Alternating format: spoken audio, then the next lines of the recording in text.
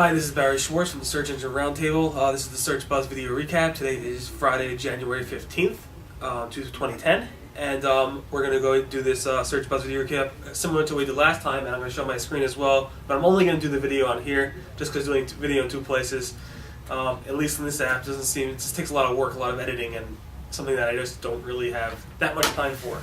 To produce the video and to publish it and to get it live by Friday before 4 o'clock or so in the afternoon. So we have a lot to discuss, and I'll pretty much just get started right now.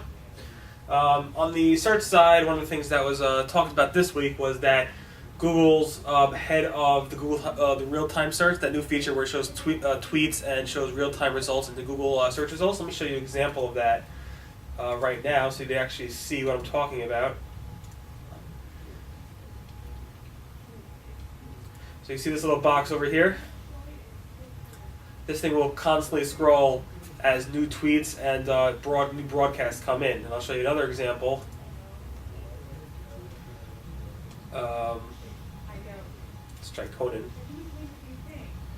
Yeah, so latest results, and you'll see things scrolling in from news results as well as tweets. And if tweets show up, you'll see them. But here's a Twitter result as well, and you'll see that come up from time to time. So the question is, how do you get in here? How do you as an SEO rank in those top results? So we had an interview by the Technology Review, and Amit Singhal from Google was interviewed by this Technology Review, and he said basically there's two things to think about when what Google does to actually rank real-time results. One is the number of followers somebody has. Typically, Google uses something called PageRank, the number of links pointing, the quality of those links pointing to a certain page to figure out if that page should rank high. On the social side of things, with real-time results, Google looks at the number of followers as an indicator of quality. And that's one of the factors in terms of what they decide to rank in the real-time results as they're publishing. And obviously, they want to try to get rid of any of the duplicate stuff as much as possible, as well as get rid of any low-quality things. And one of the factors that they said that it pulls out low quality is the hashtag. First, let me quote you. You can see over here your reputation, and then the reputation you give. If lots of people follow you, and then you follow someone else, then even though this person is a new person, does not have to follow lots of followers. So basically, he's saying here that it's definitely more of a popularity contest here. And also, he says something about over here. You can see in the social media space. Like with high quality links, they use the number of followers to figure out what is a high quality tweet. And they also talk about the hashtag and how the hashtag typically shows signs that it is a red flag. So he says the hashtag they can also serve as a red flag to lower quality tweets. So a lot of SEOs stopped using the hashtag. So those two things to think about, number of followers and the hashtag. Let's move on to the next thing. Over here you can see I wrote a post about how, or basically what's going on with the Google Caffeine update. It's been over 6 months since Google released their preview, which they did back in 6 months ago, which was probably about August or so. Then in November, they took down that preview, and they eventually moved it to one single data center, which was live on one of the many Google data centers. There was rumors and rumors that it's been going live several times since then. Technically, it has not gone live yet. The question is, where is it? It's after the holidays. Supposedly, it's been ready for months and months now, but it's still not live. The question is, what's the holdup? And that's what SEOs want to know. There hasn't been any real update in terms of the Caffeine update since then, and we're still waiting to hear what's going on. So that's where we stand right now. We have a post about it on January 14th. Another new thing that we saw was on January 12th, we reported that people were seeing favorite icons in the Google Webmaster Tools accounts. So it took me a day or two to see them, but I now see them in my Webmaster Tools account. Here's a screenshot showing them. And you can see that they have little favorite icons next to the results, which helps you quickly find the site you're looking for, which is nice. Also this week, Google added a new feature to Google News, They added the news, what they call the fast flip feature, which is basically, let me actually just show you. They added a fast flip feature to the Google News homepage. So if you scroll down on the Google News homepage all the way to the bottom, you'll see this fast flip feature go ahead and show up. And you basically just flip through things, you find something, you click on it, and then it has more information over here about it, and you can just flip through the various news stories. It's called fast flip. It gives you basically a view of the thing. The news is that Google added it to their Google News homepage. If you just go to news.google.com, it's added to their homepage at the bottom. Which was funny was that somebody was complaining that they actually saw a Playboy model on that news front page.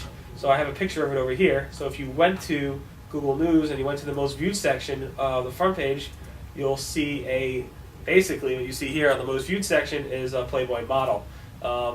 Pretty much topless, covering herself up. What's funny, in my impression, I wrote about this, and this image had almost over 4,000 views from people, not including myself. Over 4,000 views on that image. And I don't even tell people they can click on that image. They have to click on it for that to be counted as a view on Flickr, which is funny. Let's move on. This is something I wrote about today, on January 15th. Google, if you Googled something called brand freak with 2 E's instead of freak with spelled with EA, Google used to show brand freak with 2 E's.com. It was some brand from a former company who's had a website for years and years and years. Recently, a big company came out with brand freak with an EA, as a blog. And Google now shows, when you search for brand freak with 2 E's, it now shows this thing, which says basically showing results for brand freak with EA as opposed to EE. So it basically says, we know better than you. We're going to go ahead and show the brand freak with an EA as opposed to what you actually searched for, which was EE. The problem is, this is generating a lot of taking away a lot of traffic from the person who has a brand under the brand freak with 2 E's, and he's pretty upset. So that's the story with this. Basically, you can see that over here, and Google actually acknowledged that this might be an issue. They're going to take a look at this and discuss it with the team. And again, I don't know if it's the law yet, so I basically search for brand freak, as you see, and you can see up comes brandfreak.com, basically telling you, hey, we know you search for brand freak with 2 E's, but we're actually showing you brand freak with an EA. And that's the issue that people are talking about right now.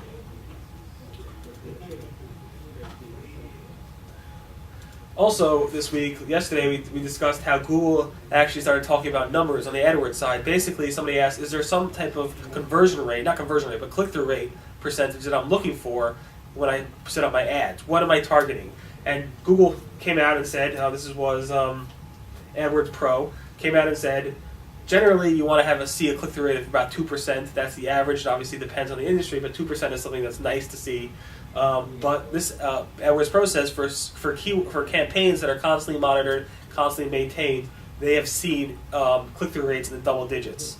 I made a joke later on in that article that this ad, which came off for a CompuCo logo with a picture of a thong, probably had a higher click-through rate than even double digit. In the 10s or 20% click-through rate. It probably had a much higher click-through rate, and I just made a joke about that. I thought that was a little bit funny. A new AdWords display URL policy. Basically, if you are on a hosted domain, such as a publicly hosted domain, such as Blogspot or WordPress or something like that, and you have your site on a subdomain of that, Google's saying you no longer are allowed to display the main domain in your display URL. You have to do the whole subdomain.maindomain.com. For example, the AdWords blog is at adwords.blogspot.com. They cannot use the display URL blogspot.com. They have to use the adwords.blogspot.com URL. Same thing with WordPress and so on. So that's something to keep to understand and know going forward. Another thing for the AdWords topic was that I spotted a thread over at the Google AdWords help forum, which basically said an AdWords consultant did work for a client, set up the campaign and everything under this consultant's account. This way it was controlled by the consultant. The AdWords client did not pay the consultant, so the AdWords consultant stopped working on the campaign. What happened was later the client went directly to Google saying, hey, this consultant stole my campaign, please transfer the campaign to me. Google went ahead and complied. The only reason was because the billing information, the billing credit card information was from the client and not from the consultant. So Google went ahead and transferred all that hard work that the consultant did directly to the client, even though the client did not pay the consultant. Obviously, it's not the concern of Google if the consultant was paid or not. Google's not the legal department. But at the same time, because the client's credit card information was in the account, Google had, basically according to their policy, had to transfer that campaign to the client directly, and basically that bypassed the consultant's work, and now the client pretty much does not have to pay the consultant. At least the consultant has no more leverage over the client paying them. So obviously that's something you have to think about as an AdWords consultant, and hopefully that won't affect you too much. Just something that I've seen a lot of confusion on over the course of the past year or so. If the Microsoft Yahoo deal does go through, Yahoo search marketing will no longer exist. What's going to happen is eventually and over time, Yahoo search marketing campaigns will be migrated into Microsoft AdCenter campaigns. So you do not have to think about what's going to happen. It's basically Yahoo's technology is going to go away. Microsoft will take over that technology, and you'll be running AdCenter campaigns, which will power the ads on Yahoo as well. Part of that is Yahoo Shopping's API has been killed. Yahoo Shopping is basically going to stop their shopping program and outsource that to PriceGrabber. PriceGrabber doesn't have an API, so anybody who has the API for Yahoo Shopping, since Yahoo Shopping is basically canceling and discontinuing their product, that's no longer going to go ahead and be powered. A lot of API developers were upset by this, but this is the case. Yahoo slowly but slowly removing all their non-core, what they consider core products, including search, from their service line. This I found interesting. A few days ago, obviously what's going on in Haiti is pretty bad. The world's coming together to make a difference and donate money and do whatever they can in order to help the situation. And part of that was the search engines are doing what they can too, including Google. Google put a link on their homepage with more information on how to donate money, as well as different resources to learn more about what's going on over there and how you can help.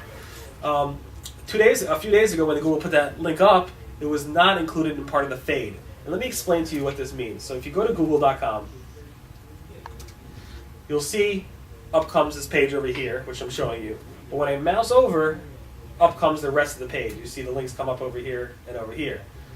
Let me stop. Let me refresh it again. The links are away. What you see in the middle of the page under the search box is that link to more information about how to help with Haiti. Before, a few days, yesterday, that link was gone unless you moused over and then it faded in. So what we had was just the Google search box, the Google logo, and the Google buttons without this. But now Google changed to show the actual link to how to help with the situation. This was pointed out in the Google Web Search Help Forums on 1/13, which was 2 days ago, saying why a lot of people are missing it. Why don't you put it up before the fade happens, before the fade actually comes in? And Google said, hey, that's a good idea. Let me bring it up with the team. And let alone, a day later or 2 days later, Google made that change. So it's a pretty significant change on the Google homepage, but at the same time, I think most people would agree with that change.